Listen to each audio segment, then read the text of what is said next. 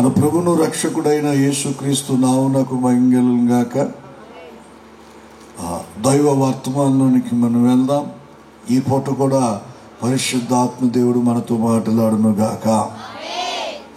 Bible గ్రంథంలో చాలామంది భక్తి పరులు ఉన్నారు, చాలామంది పరిశుద్ధులు ఉన్నారు. పాత నిబంధన గ్రంథంలో అయితేమి, కొత్త నిబంధన గ్రంథంలో అయితేమి, వీళ్ళందరూ కూడా దేవుని సన్నిధిలో మోకరించి ప్రార్థించినటువంటి సందర్భాలు ఎన్నో గలవు. అలా ప్రార్థించినటువంటి వారి సంఖ్య మనం కానీ లెక్కించగలిగితే చాలామంది భక్తులు దేవుని సన్నిధిలో ప్రార్థించినటువంటి విధానం మనకి కనిపిస్తూ ఉంటుంది. ఈరోజు ఒకిద్దరు వ్యక్తులు చేసిన ప్రార్థనని నేను మీకు గుర్తు చేస్తూ ఆ ప్రార్థనలోనున్న కొన్ని విషయాల్ని మీకు అర్థమయ్యే రీతిగా బోధిస్తాను. శ్రద్ధగా విందురుగాక. మీరు బైబిల్ గ్రంథాన్ని గమనించినట్లయితే దినవృత్తాంతముల మొదటి పుస్తకం 4వ అధ్యాయం 10వ వాక్యాన్ని చదువుకుందాం. ఎబ్బేజు ఇశ్రాయేలీయుల గురించి దేవుని గురించి మొరపెట్టి నీవు నన్ను నిశ్చయముగా ఆశీర్వదించి నా సరిహద్దుని విశాలపరిచి నీ చెయ్యి నాకు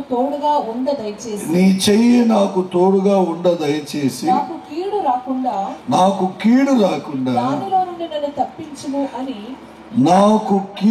రాకుండా దానిలో నుండి తప్పించమని ప్రార్థింపగా దేవుడు అతని మనవి చేసిన దానిని అతనికి దయచేసెను. దేవునికి స్తోత్రం. హల్లెలూయా. ఇంకొక చిన్న వాక్య భాగాన్ని కూడా చదువుకుందాం. మత్తయి సువార్త 6వ అధ్యాయం 9వ వాక్యం నుండి కొన్ని వాక్యాలు చదువుకుంటూ వద్దాం. మత్తయి సువార్త 6వ అధ్యాయం 9వ వాక్యం. కాబట్టి మీరు ఇలాగ ప్రార్థన చేయండి. పరలోకమందున్న మా తండ్రి, నీ నామము పరిశుద్ధపరచబడును గాక. నీ చిత్తము పరలోకమందు నెరవేరుచున్నట్లు భూమి యందును నెరవేరును గాక. మా అనుదిన ఆహారము నేడు మాకు దయచేయము. మా రుణస్థులను మేము క్షమించి ఉన్న ప్రకారము మా రుణములను క్షమించుము. మమ్మల్ని శోధనలోనికి తేక దుష్టు నుండి మమ్మల్ని తప్పించుము. దుష్టు నుండి మమ్మను తప్పించుము. చాలండి. దుష్టు నుండి మమ్మలను తప్పించుము. అక్కడ 1 కానీ 2 కానీ రాసించారండి. 2 రాసించారు కానీ కింద ఫుట్ నోట్లు ఏమి రాసించారండి? కీడు నుండి మమ్మల్ని తప్పించుము. ఇక్కడ ఆ వైపు చూస్తూ శ్రద్ధగా విందురుగాక. పాత నిబంధన భక్తుడు చేసిన ప్రార్థన మనం విన్నాం. కొత్త నిబంధన భక్తులకి మూల పురుషుడైన యేసు ప్రభువారు చేసిన ప్రార్థన, ప్రజలకి నేర్పిన ప్రార్థన మనం విన్నాం, చదివాం. అక్కడ ఏమని రాసించారట? ఎబ్బేజు ప్రార్థన చేస్తున్నాడు. ఏమని? ప్రభువా, కీడు రాకుండా దాని నుండి నన్ను తప్పించుము అని. ఇది పాత నిబంధన భక్తుడు చేసే ప్రార్థన. ఇప్పుడు కొత్త నిబంధన భక్తులందరికీ మూల పురుషుడైన యేసు ప్రభువారు కూడా ఏమని ప్రార్థన చేశారు? ఏమని ప్రార్థన చేయమని ప్రజలకు నేర్పారంటే, కీడు నుండి మమ్మల్ని తప్పించుము అని. ఎబ్బేజు ప్రార్థన, యేసు ప్రభు ప్రార్థన, ఇద్దరు ప్రార్థన ఒకటే. మనుషులు వేరేమో కానీ, కాలాలు వేరేమో కానీ, సమయాలు వేరేమో కానీ అంశం మాత్రం ఒకటే. ఏ అంశం మీద ఇద్దరు ప్రార్థన చేస్తున్నారు? కీడు నుండి మమ్మలను తప్పించుమని పాత నిబంధన భక్తుడు ఎబ్బేజు ప్రార్థన చేస్తే, అతను ప్రార్థన చేసిన దానిని దేవుడు అతనికి దయచేశాడంట. స్తోత్రం. యేసు ప్రభు వారు కూడా ప్రార్థన నేర్పాడు. ఆయన నేర్చుకున్నాడు, చేసుకున్నాడు, నేర్పుతున్నాడు. ఏమని నేర్పాడు? కీడు నుండి మమ్మల్ని తప్పించు అని. ఆయన చేసిన ప్రార్థన ప్రకారం తండ్రి అయిన దేవుడు ఆ ప్రార్థన ఆలకించి కూడా నేటి వరకు కీడు నుండి మనం ఏం చేస్తున్నాడండి? తప్పిస్తూ ఉన్నారు. నేనంటాను, ఈరోజు మనం కూడా ఎటువంటి ప్రార్థన చేసే వారంగా ఉండాలంటే, ఎటువంటి వారంగా దేవుని సన్నిధిలో మొరపెట్టాలంటే, ఏమని మొరపెట్టాలంటే ఇలాగనే మొరపెట్టాలి. ఏమని? కీడు రాకుండా దాని నుండి నన్ను తప్పించుము. స్తోత్రం. నా మాటలు శ్రద్ధగా వినటానికి ఇష్టపడండి. దీనికి మంచి మాటలు చెప్తా. ఒక ప్రార్థన అంశం ఈరోజు ఇద్దరు వ్యక్తులు చేసే విధానాన్ని గమనించాం. ఏమని ప్రార్థన చేస్తున్నారంటే ఒకటే పాయింట్ ఇద్దరిది, కీడు నుండి మమ్మల్ని తప్పించుము అని. ఎందుకు కీడు నుండి తప్పించుమని ప్రార్థన చేస్తున్నారంటే వినాలా. కీడు అనేది ఒక మనిషి తల మీదకి వచ్చి నిలబడినట్లయితే, కీడు అనేది ఒక మనిషి గుడారం మీదకి వచ్చి నిలబడినట్లయితే, కీడు అనేది ఒక సంఘం మీదకి వచ్చి నిలబడినట్లయితే, కీడు అనేది ఒక గ్రామం మీదకి వచ్చి నిలబడినట్లయితే 4 ప్రతికూలమైన పరిస్థితులు చోటు చేసుకుంటాయి. నా మాటలు మీకు అర్థమవుతున్నాయండి? కీడు అనేది ఒక మనిషిని తల మీదకి వచ్చి నిలబడితే, కీడు అనేది ఒక కుటుంబం మీదకి వచ్చి నిలబడితే గుడారం మీదకి, కీడు అనేది ఒక సంఘం మీదకి వచ్చి నిలబడితే, కీడు అనేది ఒక గ్రామం మీదకి వచ్చి నిలబడితే 4 విధములైన ప్రతికూలమైన పరిస్థితులు అక్కడ చోటు చేసుకుంటాయి. ఏమేమి చోటు చేసుకుంటాయని చెప్తాను, వినండి. 1, కుదరని రోగానికి గురవుతారు. దేనికి గురవుతారండి? వినాలా రిప్లై చెప్పాలా. దేనికి గురవుతారండి? కుదరని రోగం.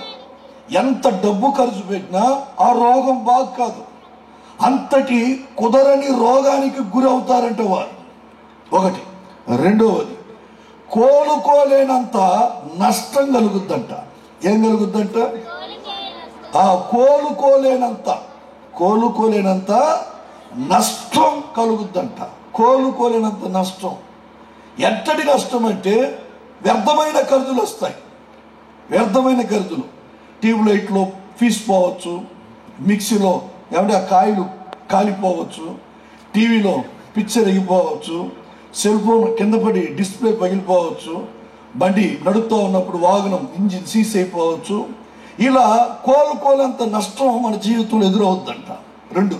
3, ఏ పని ప్రారంభించినా భంగమైపోతుందంట. ఎవరు బాగు చేయలేనంత భంగమైన వాతావరణం చోటు చేసుకుంటుందంట.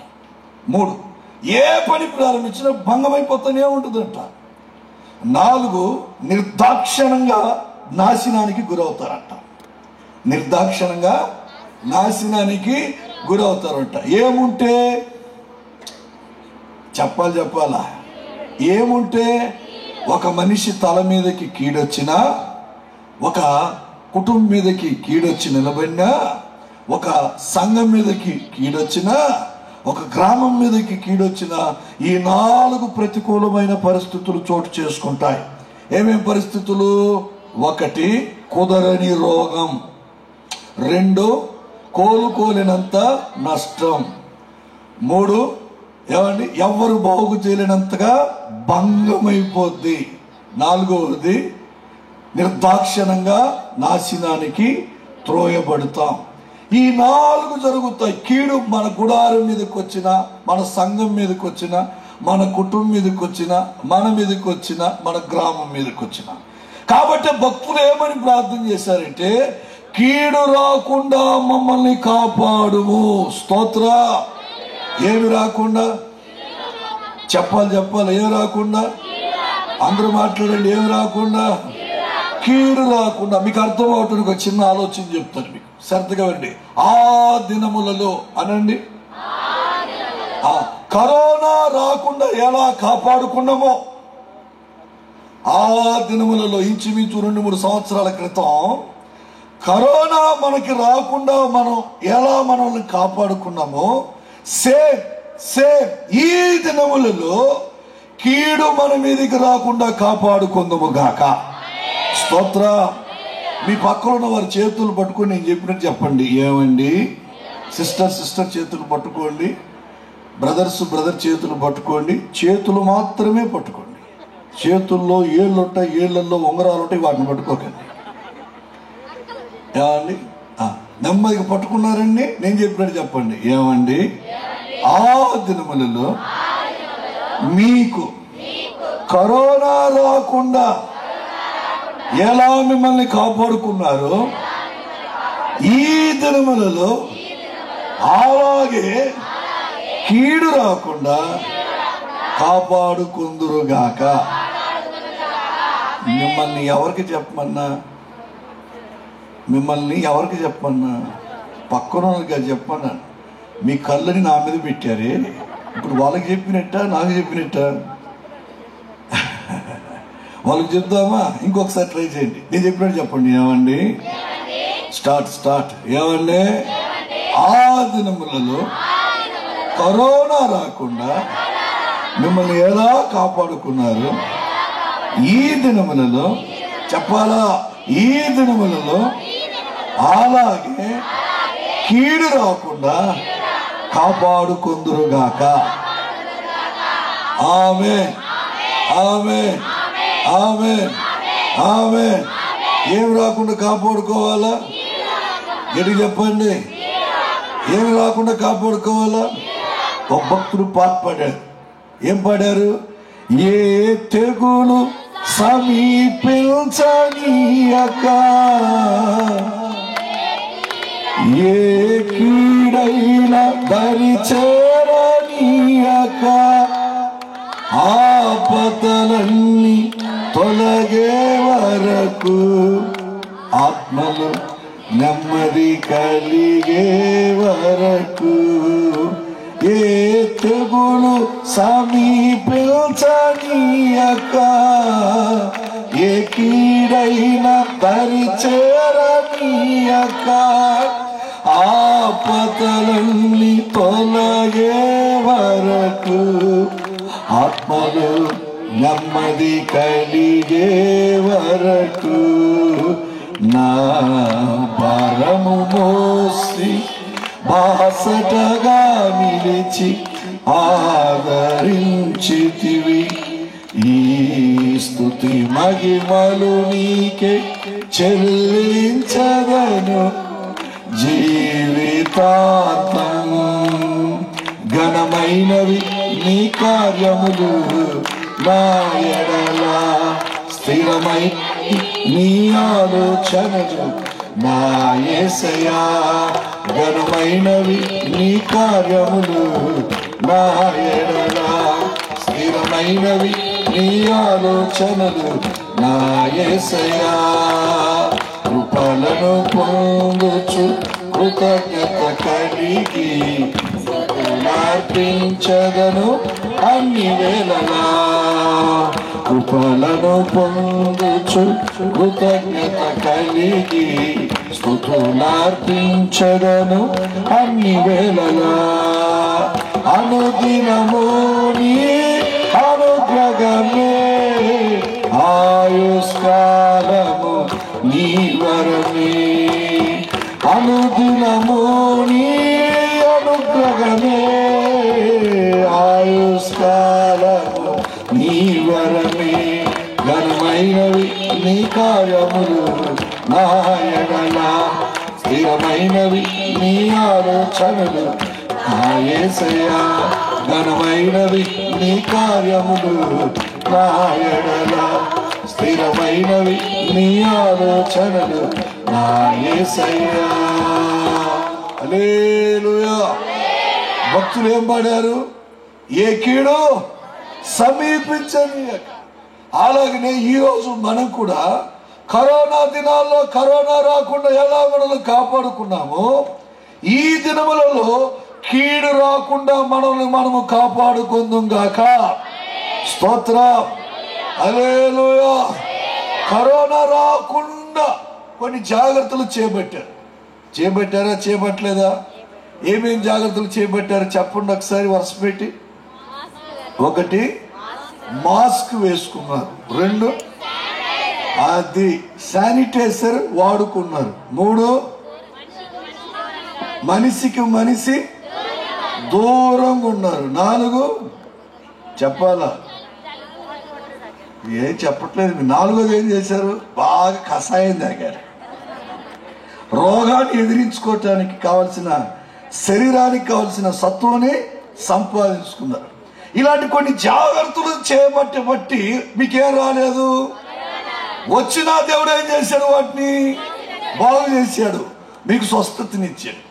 కరోనా దినాలలో ఎలా వాటిని రాకుండా కాపాడుకున్నారు, ఈ దినంలో కూడా అంతే.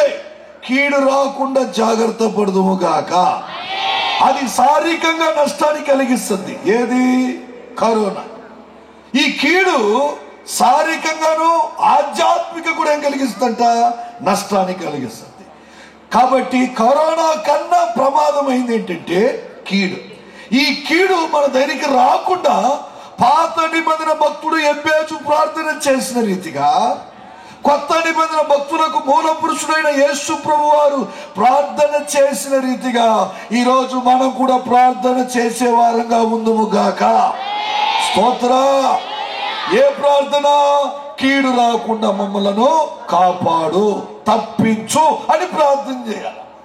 ఇప్పుడు ఒక మనిషి జీవితంలో కీడు రావటానికి కారణం ఏంటి? ఏ రూట్లో, అంటే ఏ మార్గంలో కీడు సంభవిస్తుంది? ఏ మార్గంలో ఒక మనిషిని కీడు ఆవరిస్తుంది? ఏ మార్గంలో ఆ కీడు ఒక మనిషిని ఆవరించి అతలాకుతలా చేస్తున్న విషయాలు చెప్తాను. మీరు విని జాగ్రత్త పడుదురుగాక. కీడు రాకుండా మిమ్మల్ని మీరు భద్రపరుచుకుందురుగాక. కీడు నుండి మిమ్మల్ని, మీ కుటుంబాన్ని, మీ సంఘాన్ని, మీ గ్రామాన్ని కాపాడుకొందురుగాక. స్తోత్రం. హల్లెలూయా. ఒక్క 4 పాయింట్లు చెప్తాను నేను మీకు. ఎన్ని పాయింట్లు? శ్రద్ధగా వినండి, వాటిని లెక్క చేయకండి. వేటిని చెప్పాలా? అవి తొలకర వర్షపు దీవెనలు. చెప్పండి, తొలకర వర్షపు. ఆమేన్. ఏం దీవెనలు ఇవి? తొలకరి వర్షపు దీవెనలు. ఈ దీవెన పండుగలు, ఈ దీవెన లేకపోతే ఏం ఆశీర్వాదం ఉంటుంది? ఉండాల్సిందే. హల్లెలూయా. ఉన్న ఇబ్బంది లేవు. బెదరము, భయపడము. అనండి, బెదరము. ఆమేన్. హల్లెలూయా, హల్లెలూయా, హల్లెలూయా, హల్లెలూయా. మొదటి పాయింట్ చెప్తా వినండి. కీడు ఏ మార్గంలో వస్తుంది?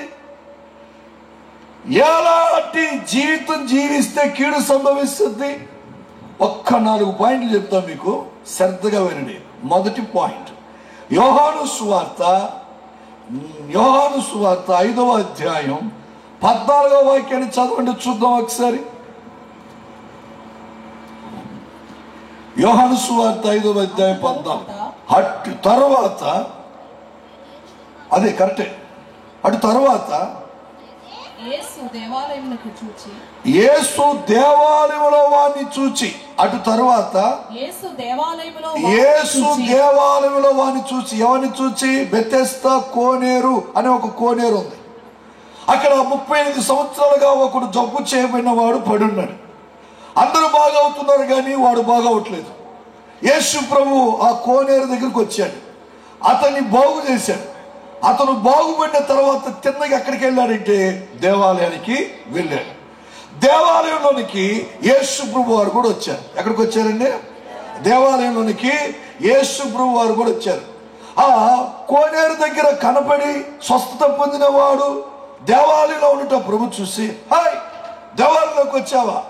ఎందుకు వచ్చావు దేవాలయానికి అని అతనితో మాట్లాడుతూ ముచ్చటిస్తూ అతనికి ఒక మంచి ఆలోచన చెప్తాడు. చదువుదాం. ఇదిగో స్వస్థత నొంది. ఇదిగో బెతెస్దా కోనేరు దగ్గర 35 సంవత్సరాలుగా రోగి పడి ఉన్నా. కుదరని రోగానికి గురయ్యావు. ఏ రోగానికి? ఎవడు నిన్ను బాగు చేయలేకపోయాడు. 35 సంవత్సరాలుగా అక్కడే ఉన్నావు. నిన్ను కన్నవారు, కట్టుకున్నవారు, నీ కడుపును పుట్టినవారు, నీ ఎంగిన పాలు తాగి నీతో పెరిగిన వంటి వారందరూ నిన్ను వదిలేశారు.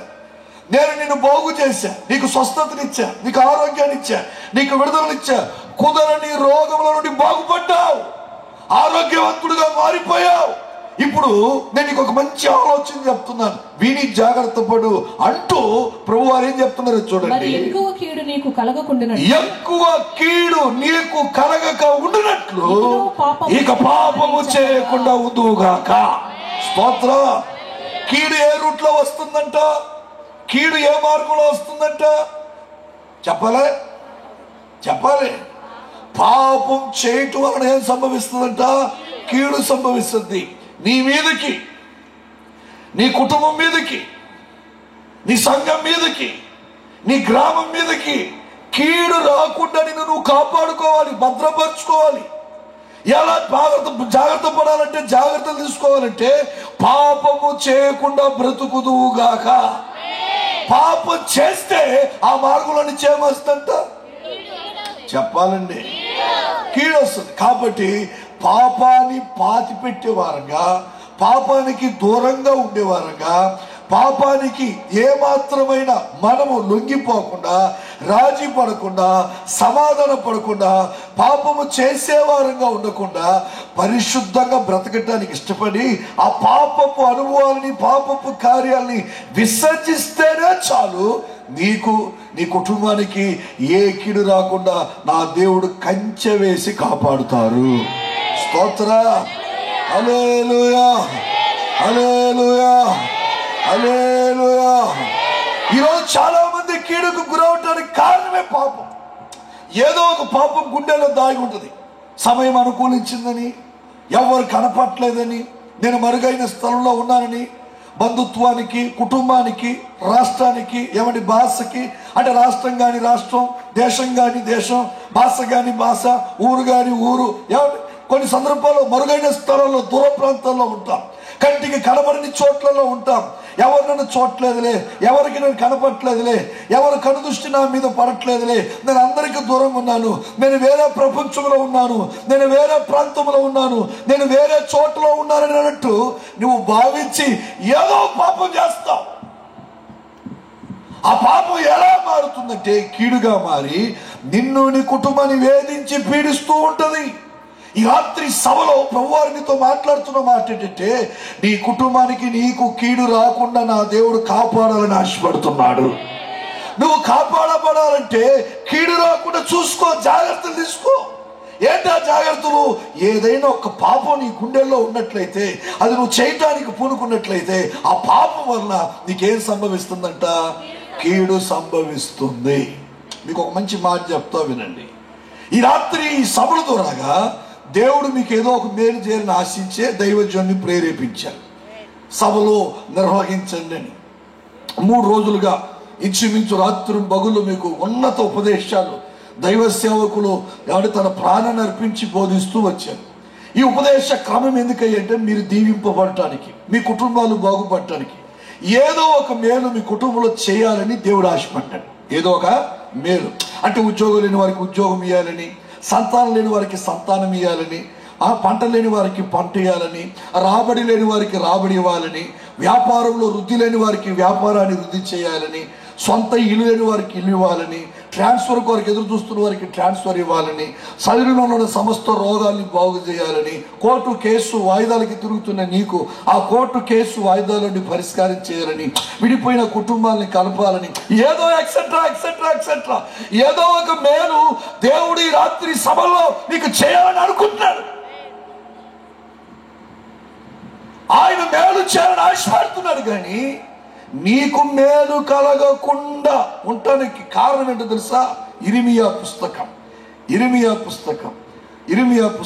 5వ అధ్యాయం 25వ వాక్యాన్ని చదువుకుందామా? మీ దోషములు వాటి క్రమములను తప్పెను, మీకు మేలు కలగకుండుటకు, భాగమైనది మీకు మేలు కలగక ఉండుటకు మీ పాపములే కారణం. ఏం కారణం అంట? ఆయనేమో మేలు చేయాలని ఉద్దేశించాడు. మీ అయ్యగారిని ప్రేరేపించాడు, సభలు ఏర్పాటు చేశాడు.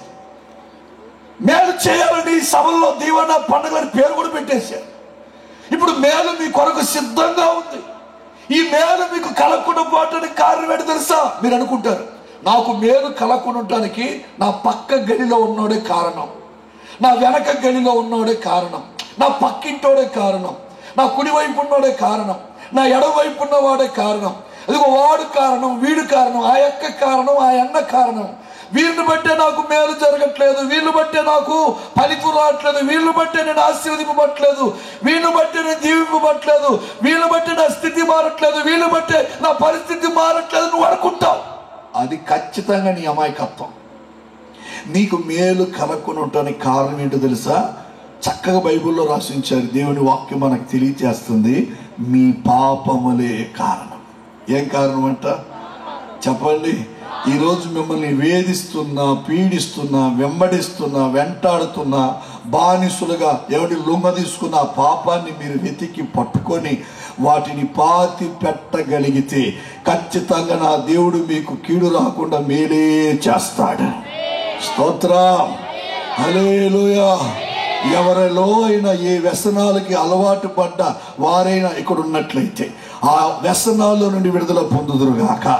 అలరితో కూడిన ఆటపాటలు విడిచిపెట్టుదురుగాక. ముసలమ్మ ముచ్చట్లకి దూరంగా ఉందురుగాక. కబుర్లు కాలక్షేపాల్ని మానివేయుదురుగాక. భక్తిగా దేవుని సన్నిధిలో భక్తి పరులుగా పరిశుద్ధులుగా బ్రతకగలిగితే నా దేవుడు మీకు మీ కుటుంబానికి కీడు రాకుండా కంచె వేసి కాపాడుతారు, కాపాడునుగాక. స్తోత్రం, హల్లెలూయా, హల్లెలూయా, హల్లెలూయా. పాపము చేయకుండా ఉండు, నీకు ఎక్కువ కీడు సంభవించకుండా దేవుడు చూసుకుంటాడు. ఈరోజు పాపమును అరికట్టుదుముగాక. రెండో పాయింట్ చెప్తా, శ్రద్ధగా వినండి, చదవండి. కీడు వచ్చే రెండవ మార్గం ఏంటంటే యోనా గ్రంథం చదవండి. యోనా గ్రంథం 1వ అధ్యాయం 7వ వాక్యాన్ని చదువుకుందాం. యోనా గ్రంథం 1వ అధ్యాయం 7వ అంతలో ఓడవారు ఎవరిని బట్టి ఎంత కీడు మనకు సంభవించిందని తెలుసుకుందామని మనము చీట్లు వేద్దాం రండని ఒకరితో ఒకరు చెప్పుకొని చీట్లు వేయగా చీటి యోనా మీదకి వచ్చాను. చీటి యోనా పేరు మీదకి వచ్చాను. బాగా వినండి. ఒక ఓడ ప్రయాణానికి సిద్ధపడి సముద్రం మీద ప్రయాణం చేస్తా ఉంది. ఈ ఓడ ప్రతిరోజు తిన్నగా ప్రయాణం చేస్తూ ఉంటుంది. ఇచ్చటి నుండి అచ్చటికి, అచ్చటి ఇచ్చటికి. మీకు అర్థమవుతుందని చెప్తా. సీమకుర్తి నుండి ఒంగోలుకి, ఒంగోలు నుండి సీమకుర్తికి, సీమకుర్తి నుండి ఒంగోలుకి, ఒంగోలు నుండి సీమకుర్తికి ప్రతిరోజు ప్రయాణం చేస్తూనే ఉందంట. ఎప్పుడు ఆ ఓడకి ఏమాత్రమైన ప్రమాదం జరగలేదంట. ఆ రోజు అకస్మాత్తుగా ప్రమాదం జరిగిందంట. ఏంటి? చిన్న గాలి వీసిందంట. అది ఫెను తుఫానుగా మారిందంట. అది సుడిగుండాలతో కూడిన స్థలానికి ఆ ఓడను తీసుకెళ్ళిపోయిందంట. భయంకరంగా కెరటాలు లేస్తున్నాయంట, ఓడ మీద పడుతూ ఉన్నాయంట, అలలు పొంగుతూ ఉన్నాయంట, సునామీ లాంటి సూచనలు కనిపిస్తున్నాయంట. ఓడలో ఉన్న వారందరూ అతలాకుతలైపోయారు, గుండె జారిపోయింది. ఎప్పుడు ఇలాంటి ప్రమాదం మనకు జరగలేదే. ఎంతో కాలం నుండి ఓడ ప్రయాణం చేస్తా ఉన్నామే. తిన్నగా అచ్చటి నుండి ఇచ్చటికి, ఇచ్చటి నుండి అచ్చటికి, ఆ రేవు నుండి ఈ రేవుకి, ఈ రేవు నుండి ఆ రేవుకి ప్రశాంతంగా ప్రయాణం చేస్తా ఉన్నామే. ఎప్పుడు ఇంత కీడు సంభవించలేదే. ఈరోజు ఇంత కీడు రావడానికి కారకులు ఎవరో? ఎవరిని బట్టి మనకి కీడు సంభవించింది? ఈ కీడు రావడానికి కారణం ఏంటని చెప్పి బుర్ర పగలగొట్టుకుంటున్నారంట. అంతలోకి అయ్యా ఓడ మీదకి అలలు బాగా వీస్తున్నాయి, ఓడ మునిగిపోయే పరిస్థితులు ఎదురని అంటే ఓడలో ఉన్న సరుకులన్నీ తీసి సముద్రంలో పడేయండి అన్నారంట. సరుకులన్నీ తీసి సముద్రంలో పడేసారట. కోలుకోలేనంత నష్టం కలిగింది ఆ ఓడకి. సరుకులన్నీ తీసి సముద్రంలో పడేస్తున్నారంట, విలువైన వస్తువులు దుస్తువులన్నీ. అయినా ఓడ తెలియట్లేదంట. ఇప్పుడు వెంటనే ఓడ నావికుడు ఏం చేశాడంటే, రే లిస్టు తీసుకురండి, వాళ్ళు ఎంతమంది ప్రయాణం చేస్తున్నారని లిస్టు చూశారంట, పేర్లు చదివారట, అందరి పేర్లు చీట్ల మీద రాశారట, చీట్లు వేశారట. చీటి ఎవరి మీద పడిందంట? యోనా పేరు మీద పడిందట. ఎవరిని బట్టి కీడు సంభవించింది? యోనాని బట్టే ఈ కీడు సంభవించిందట. యోనాని బట్టి ఎందుకు సంభవించింది? 3వ వచనం చదువుదాం. 3వ వచనం అయితే యెహోవా సన్నిధి నుండి తర్షీషునకు పారిపోవాలని యోనా యొప్పేకు పోయి తర్షీషునకు పోవు ఒక ఓడను చూచి ప్రయాణమునకు కేవు ఇచ్చి యెహోవా సన్నిధిలో నిలవక ఓడవారితో కూడి, చూడండి, యెహోవా సన్నిధిలో నిలవక ఓడవారితో కూడి తర్షీషునకు పోవుటకు ఓడ ఎక్కెను. ఎక్కడికి పోవటానికి? ఎక్కడి నుండి పారిపోయాడంట? నా మాటలు శ్రద్ధగా వినడానికి ఇష్టపడండి, నా వైపు చూడండి.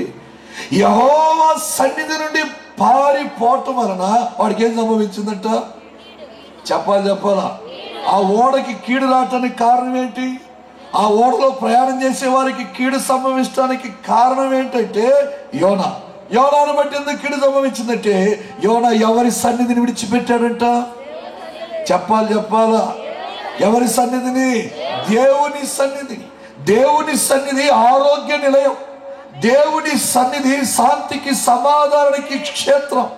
దేవుని సన్నిధిలో దాచబడిన వారు, దేవుని సన్నిధిలో నిలబడిన వారు, దేవుని సన్నిధిలో కూడుకొని ఆరాధించేవారు, దేవుని సన్నిధిని వెతుక్కుంటూ వచ్చేవారు, ఆ దేవుని సన్నిధిలో తన సమయాన్ని గడిపేవారు ఎన్నటికి నష్టపోరు. ఈ ఓడికి ఇంతటి నష్టం, కష్టం, కన్నీరు, ఆవేదన, అంగలార్పు ఎదురవటానికి కారణం ఏంటంటే ఎవరిని విడిచిపెట్టారంట? దేవుని సన్నిధిని విడిచిపెట్టారంట. నేనంటాను, దేవుని సన్నిధిని విడిచిపెట్టకుండా ఉందువుగాక. ఎవరి సన్నిధిని? చెప్పండి, ఎవరి సన్నిధిని? దేవుని సన్నిధిని. ఆ